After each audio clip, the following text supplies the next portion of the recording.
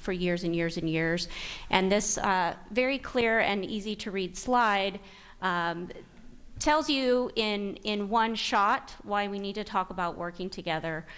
This is the Marcom 5000, which I'm sure many of you are familiar with, which in itself is a testament to branding, because the Martech 5000 is, this slide in 2019 actually has more than 7,000 logos on it of people that they consider to be players in the marketing tech space. So as we look at this, how overwhelming, right? And as we are talking through the process for transforming our businesses in the digital space, we need partnerships, we need teammates. And the adage, build it or buy it, comes to mind, I think, for everybody. Do we hire? Do we source? And that is vendors, but a more important first step, I think, for many of us is how to incorporate agency work and agency partnership into what we're doing. That is a question that I am tasked with answering at least once a day, from brands, from cities. I even had a country ask this question a couple of months ago, which was very unique and very fun, an island nation that I can't name publicly, but the point is that agency relationships of the past are no longer viable or feasible now, in large part because of data, right? Because of who owns the data, who owns the relationships. And in thinking about this for some time, I've boiled it down to what I think are really the 5 ways that brands or cities or island nations are engaging with their agencies to find the best fit for them.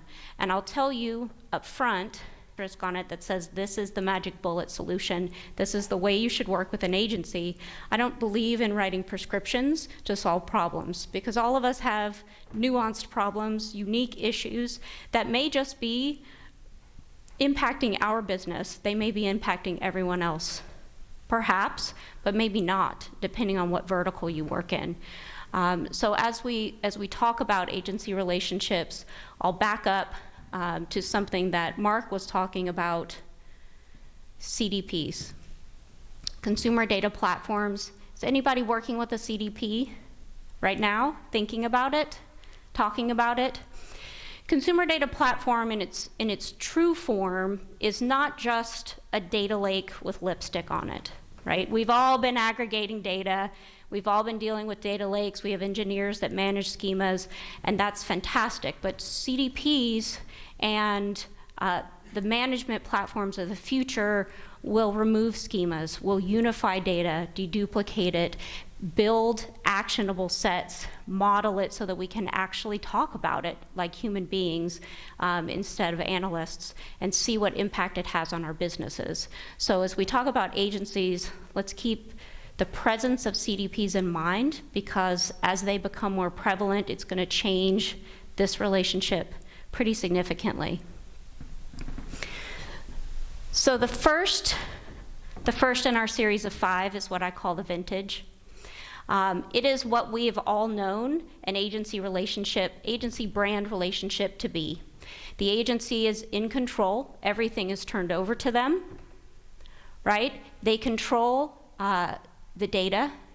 They control the technology contracts. In some cases, the holding companies have built their own tech stacks that if you work with them, you're allowed to access, which is a phenomenal solution for a lot of brands. Strategy, planning, execution, reporting, optimization is all handled in-house. Devin referred to more than one time his trusted agencies. And that's the position that every agency wants to be in, to feel that they are trusted by their clients and that they're actually partners, not just a vendor. The brand team might port out a little bit of data to do some advanced analysis, but in this model, the majority of it is being done by the agency. In order to make this work, the brand needs to rely on the agency fully and truly trust them as a partner. The pros of this, you don't have to have 100 people, 100 subject matter experts on your payroll housed in your offices, right, with benefits, salaries, and all that goes along with full-time employees.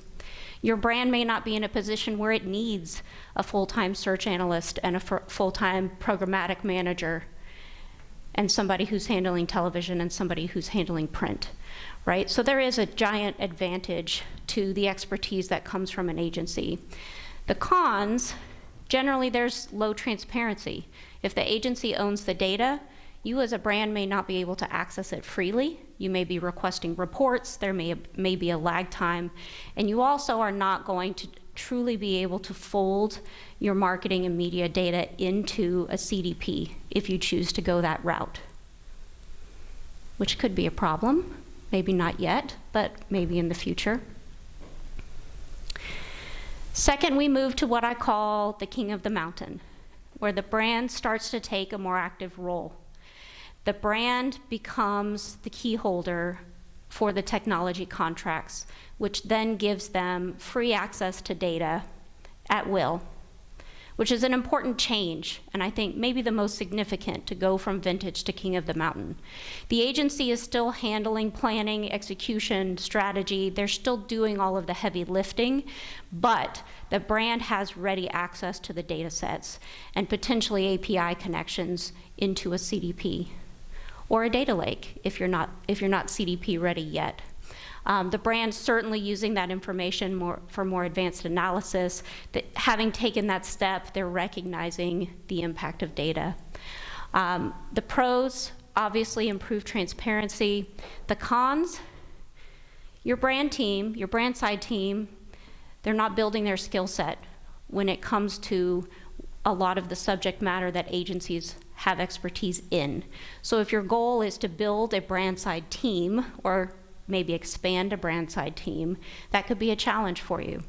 But the requirements here, certainly as a priority, as we talked about just a moment ago, compliance and data privacy.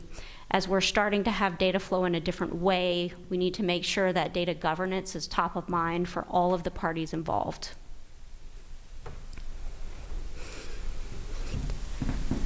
Third on the list is the co-op, which really elevates technology partners in the conversation. So in the first two options, we're really having dominance from the agency and the brand in leadership.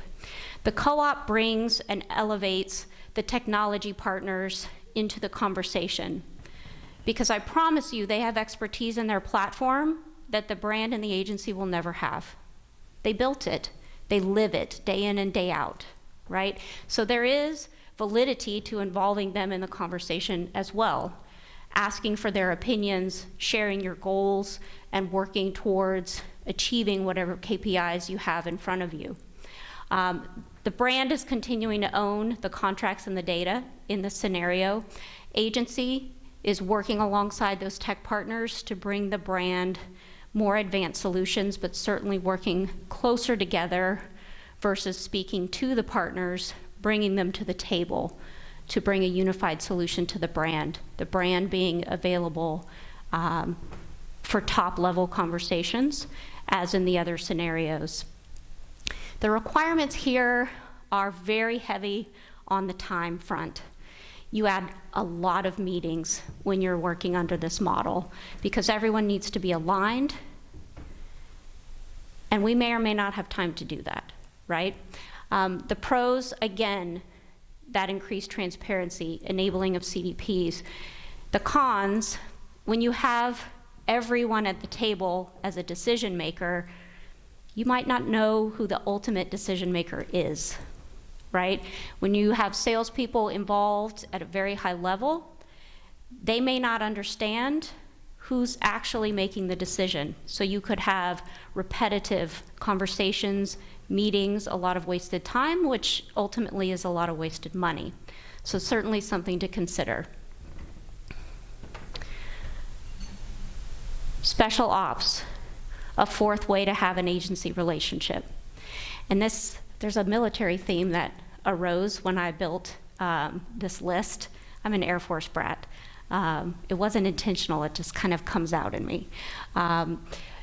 Again, the brand taking that leadership position, right? But going a little bit further and saying, agency, our team will handle the conversation with the technology partners. You can be involved, but you will not lead. The brand team will lead, right? So a little more assertive in taking brand work in-house. And there are a lot of reasons people look to this model, perhaps to save money on fees, which eventually leads to the conversation about you're saving on fees, but you've had to hire 4 full-time employees to pick up the workload. So are you really netting out ahead financially? And it varies company by company. The agency is still involved managing ad operations, auditing, budgets. So they're still there, they're just not doing the heavy lifting anymore. Again, requirement is a whole lot of meetings, even more meetings than any other type of relationship. The pros, more than anything, empowering the brand side team, right? To build perhaps an in-house agency, but certainly people that contribute and manage the data flow and are able to decision based on the results in a really rapid manner because they're solely dedicated to the brand or to the portfolio. The cons, there should be another one on here, but if you've relegated agencies down to just doing the low-level work, they're no longer involved in strategy, they're no longer involved in the actual execution. To be honest, they can't afford to pour all of their top talent into your brand because the fee's been reduced. If you cut this much scope, the fee must be reduced, right? But if the fee is reduced to next to nothing, agencies don't work for fun. None of us do, right?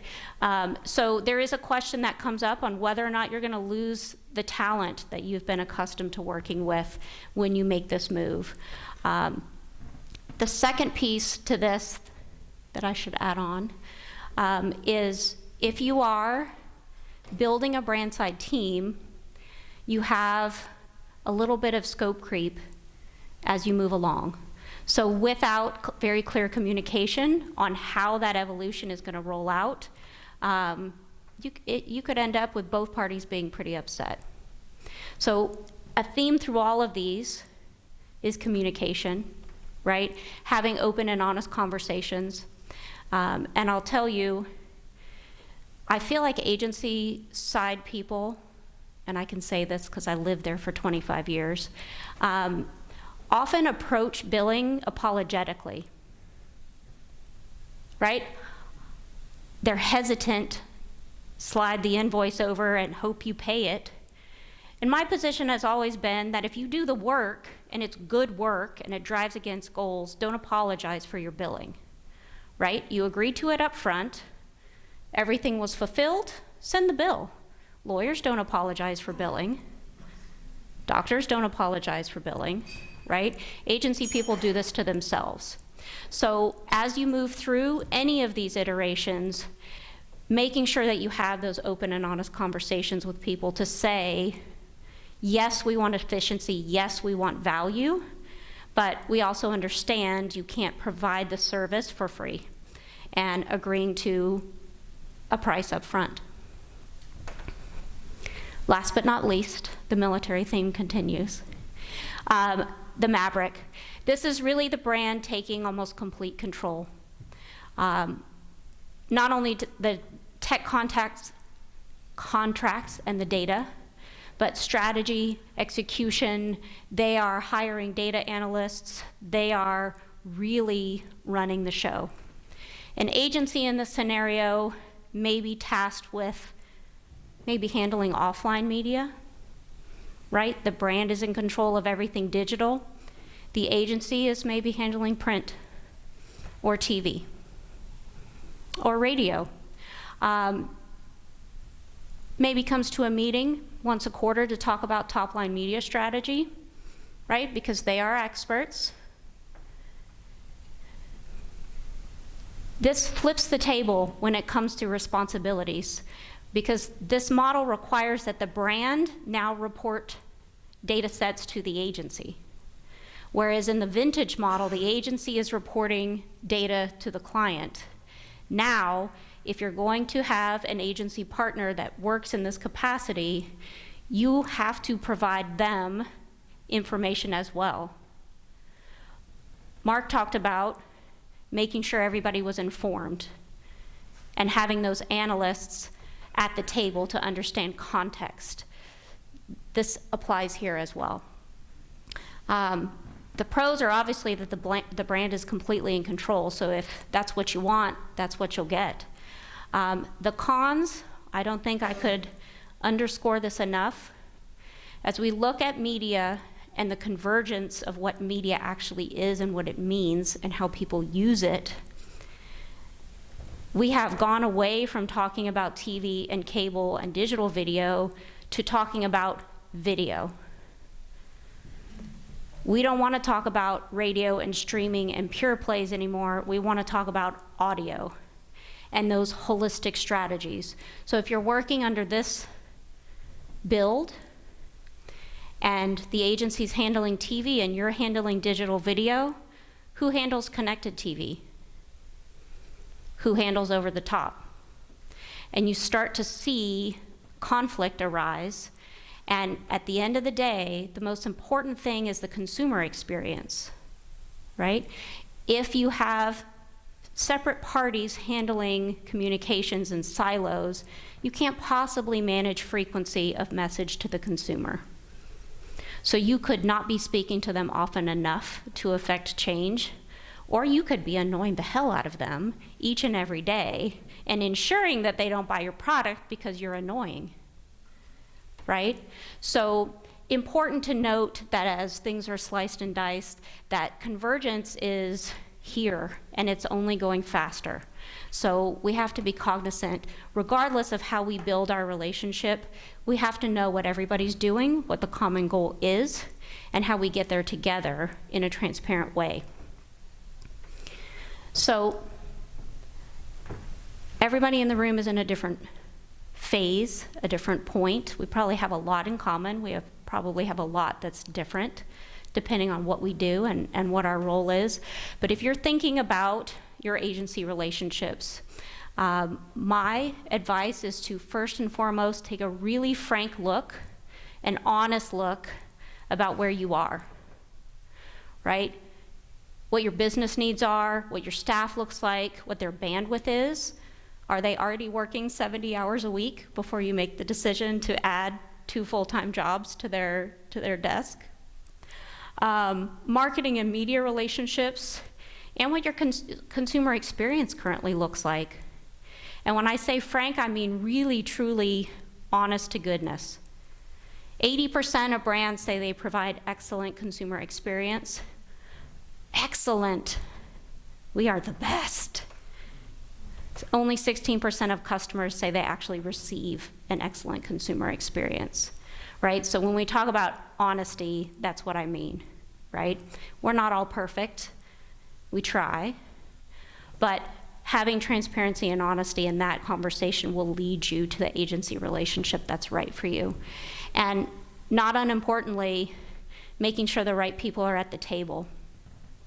An agency relationship used to run through the CMO. It can't anymore. We need to have the CMO and the head of IT or the CTO at the table as well, because of data and because of the information and how it impacts the greater data set. If we're gonna roll marketing and media information into a consumer data platform or a data lake, let's make sure we can use it, right? And that's gonna involve people from not just the marketing department, but from many others as well. So back to transparency and open communication.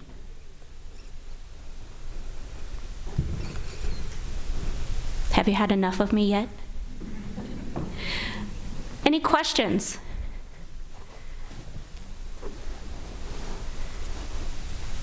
No questions?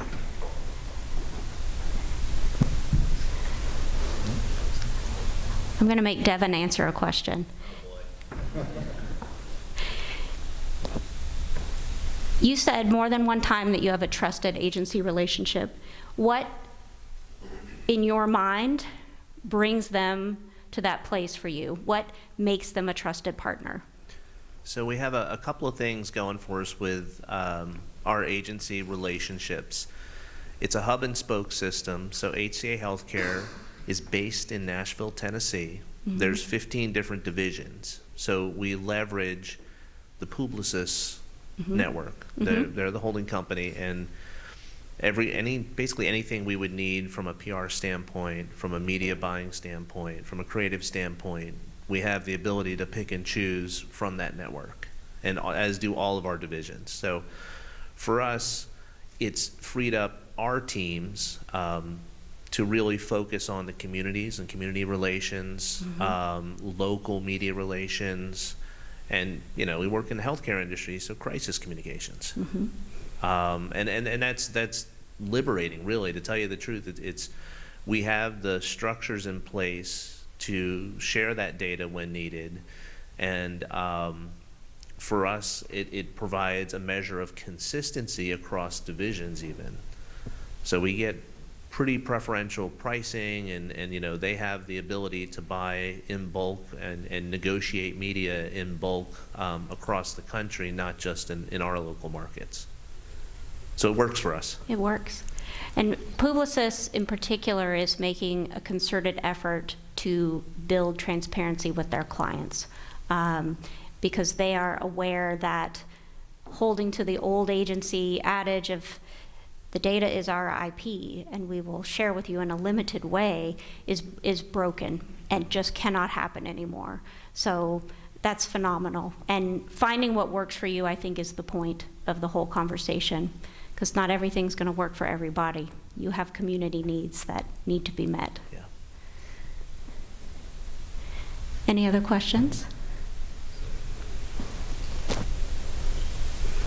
All right. Thank you so much for graciously hosting me through a panel and a session.